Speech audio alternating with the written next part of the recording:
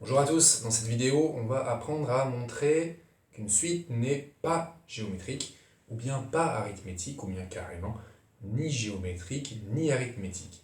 C'est une question qui n'est pas si fréquente que ça, elle est beaucoup moins fréquente et beaucoup moins cruciale que la question montrer qu'une suite est géométrique ou montrer qu'une suite est arithmétique, mais sous sa forme négative elle est intéressante d'un point de vue logique, donc on va voir un petit peu comment faire.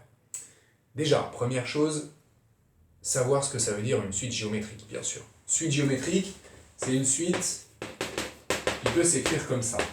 Un plus 1 égale un fois q pour tout n.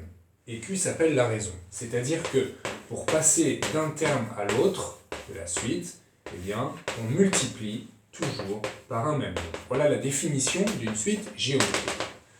Mais alors, si on veut montrer qu'elle n'est pas géométrique, eh bien, il ne va pas falloir essayer de montrer que ceci est toujours faux, ou ceci avec un égal barré. Non, pas du tout. On va essayer tout simplement de montrer qu'à un moment, dans cette progression, pour passer de U0 à U1, à U2, puis à U3, à un moment, on ne multiplie pas par le même nombre que pour le passage précédent, tout simplement.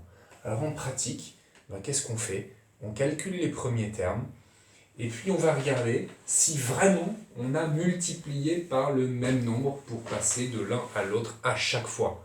Alors avec un peu de chance, eh bien, ça arrive assez vite qu'on voit qu'on n'a pas multiplié par le même nombre. En général, il suffit de calculer U0, U1 et U2 et de montrer que pour passer de U0 à U1, on a multiplié par un certain nombre, et pour passer de U1 à U2, on a multiplié par un autre nombre. Auquel cas, la suite n'est pas géométrique. C'est suffisant.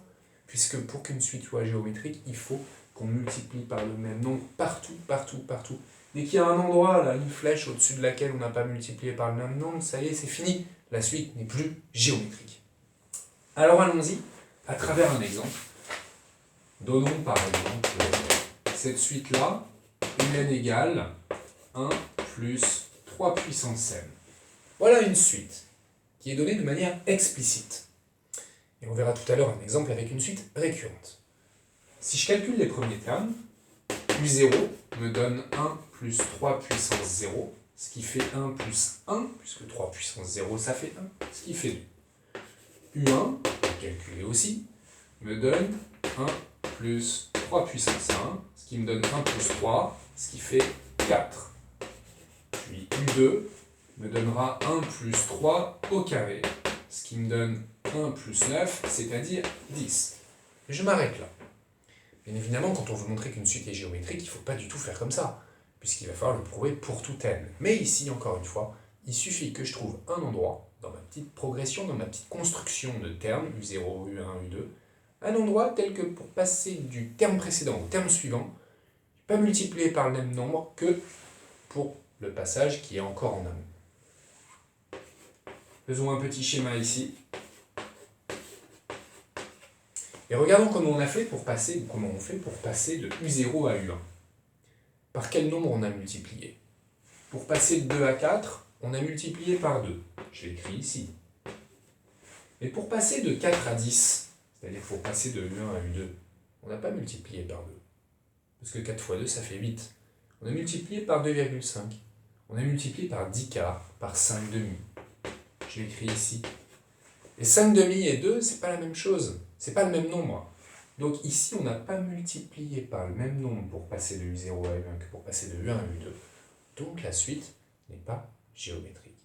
Alors, on a eu un peu de chance parce qu'on aurait pu avoir 2, 4, puis 8, puis 16, et peut-être que c'est au bout de U5 que le passage ne se fait pas en multipliant par le même nombre.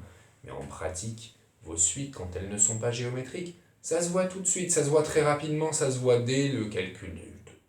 Alors, il faut faire comme ça. Maintenant, comment ça se rédige? On n'est pas obligé de faire le petit schéma. Et on va essayer de comprendre comment on peut récupérer assez facilement ces deux nombres-là.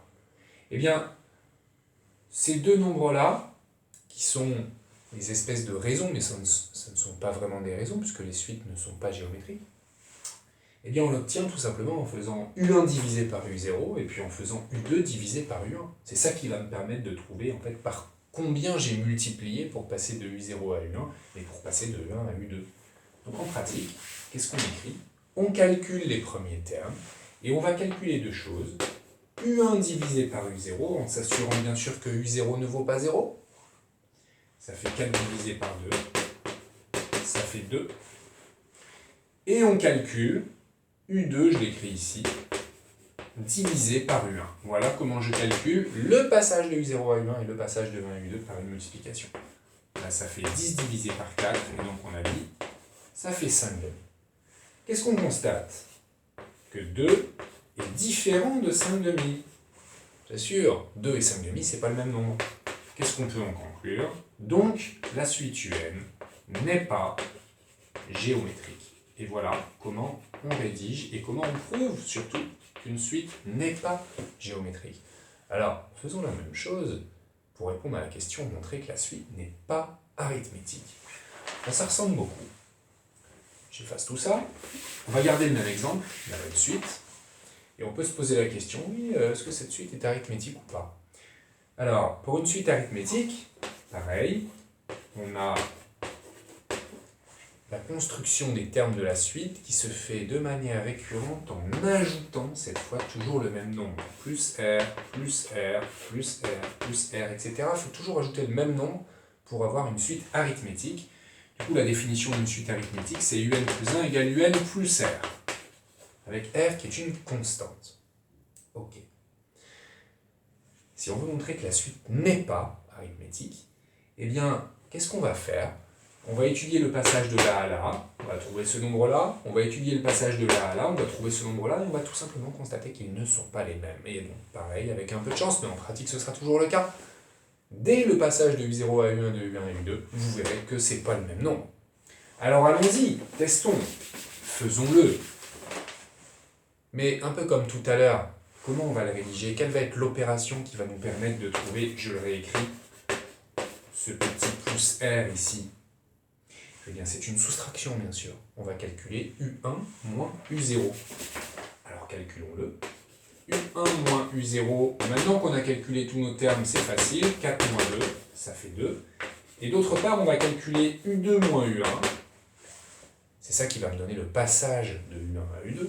U2 moins U1, ça fait 10 moins 4, ça fait 6. On constate quoi? Que 2 est différent de 6. Alors regardez, hein, je refais mon schéma encore une fois pour que ce soit très clair. Pour passer de U0 à U1, j'ai fait plus 2. Pour passer de U1 à U2, j'ai fait plus 6. Alors la suite ne peut pas être arithmétique, puisque si elle l'était, j'aurais toujours le même nombre ici, qui s'appellerait une raison. Bah là, dès le passage de U1 à U2, je vois que je n'ai pas le même nombre que pour le passage de U0 à U1. Donc j'écris quoi? J'écris ici que or 2 est différent de 6, donc la suite UN n'est pas arithmétique. La suite UN n'est pas arithmétique. Et voilà, c'est fini. Et c'est donc beaucoup plus simple que de prouver qu'une suite est géométrique ou est arithmétique, où là, il faut vraiment généraliser et travailler par rapport à n et essayer de retrouver un petit peu la définition d'une suite géométrique ou arithmétique. Alors que là, c'est un simple calcul, deux simples calculs sur les termes initiaux. Faisons un dernier exemple, peut-être, avec cette fois une suite donnée par sa relation de récurrence. Si je vous donne cette suite-là, un plus 1 égale, on va dire, un plus n, voilà, et puis u0 égale 1, voilà. Et on va voir si cette suite est arithmétique ou géométrique ou ni l'un ni l'autre.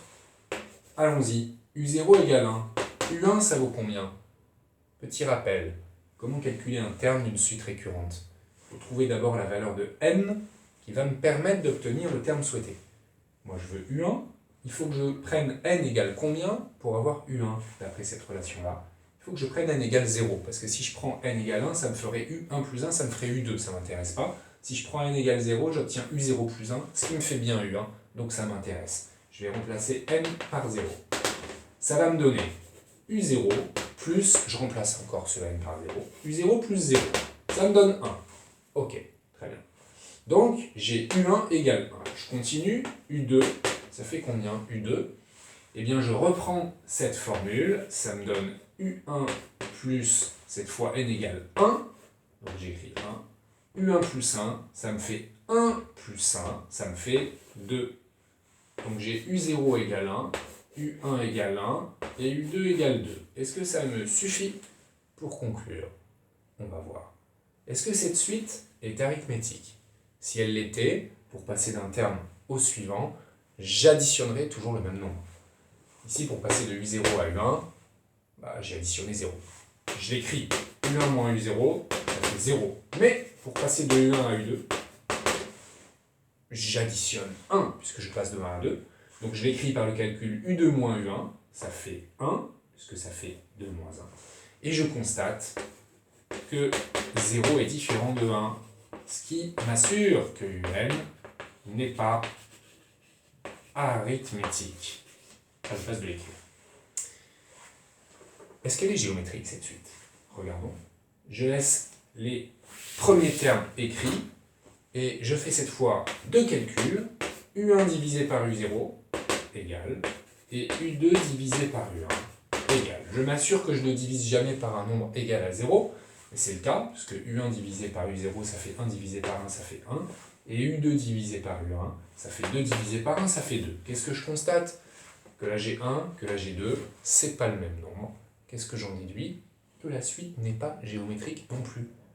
Donc cette suite, elle est ni arithmétique, ni géométrique. Ça arrive. C'est même les cas les plus fréquents si je prends une suite piochée au hasard dans l'espace des suites.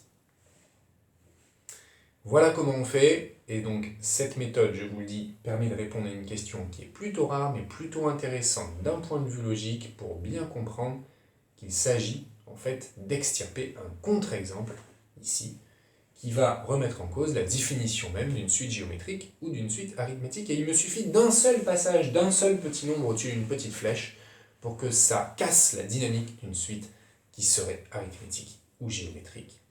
Voilà.